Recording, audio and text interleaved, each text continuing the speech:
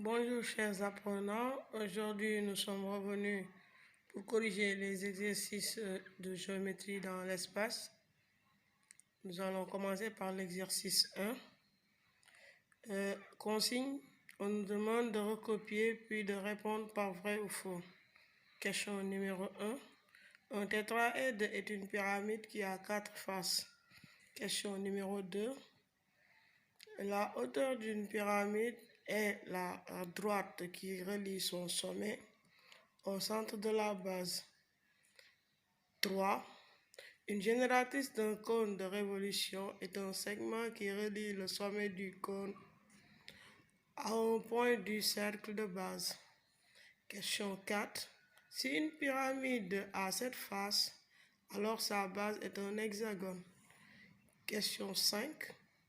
La hauteur d'une pyramide passe toujours par le centre de la base. 6. Le patron d'un cône de révolution est constitué de 2 disques plans. Et enfin, question 7. Dans un cône de révolution, la longueur d'une génératrice est le périmètre de disque de base. Maintenant, répondons à ces questions-là.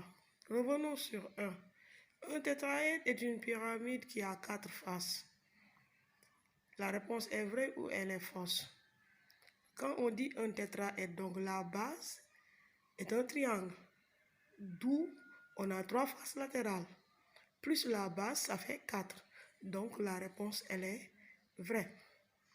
On passe à 2. La hauteur d'une pyramide est la droite qui relie son sommet au centre de sa base. Là, qu'est-ce qu'on peut dire? La réponse, elle est fausse. Elle est fausse. Parce que la hauteur d'une pyramide ne passe pas toujours par le centre. Si la pyramide n'est pas régulière, elle ne peut pas passer par le centre. On passe à la question numéro 3. Une génératrice d'un cône de révolution est un segment qui relie le sommet du cône à un point du cercle de base. Ça, c'est vrai, d'après la définition d'une génératrice d'un cône. C'est vrai, donc la réponse, elle est vraie. On passe à 4. Si une pyramide a 7 faces, alors sa base est un hexagone.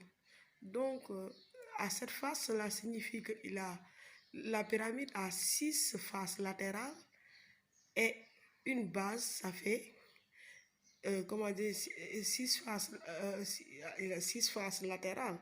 Donc, s'il a 6 faces latérales, cela signifie que la base est un hexagone parce qu'il y a 6 côtés. On passe à la question numéro 5. La hauteur d'une pyramide passe toujours par le centre de la base. Ça, c'est pas toujours vrai, donc la réponse, elle est fausse. 6. Le patron d'un cône de révolution est constitué de 2 disques plans. Là aussi, c'est faux. Le patron d'un cône, on a un seul disque plan qui est la base, qui constitue la base du cône. L'autre est un secteur circulaire. On passe à la fin à 7. Dans un cône de révolution, la longueur d'une génératrice est le périmètre du disque de base. Là aussi, la réponse, elle est fausse. Parce que le périmètre de base est égal à la longueur de l'arc du secteur circulaire. Donc, nous allons donner les réponses. Sont là. Donc, je disais... Correction des exercices de géométrie dans l'espace. Correction de l'exercice 1.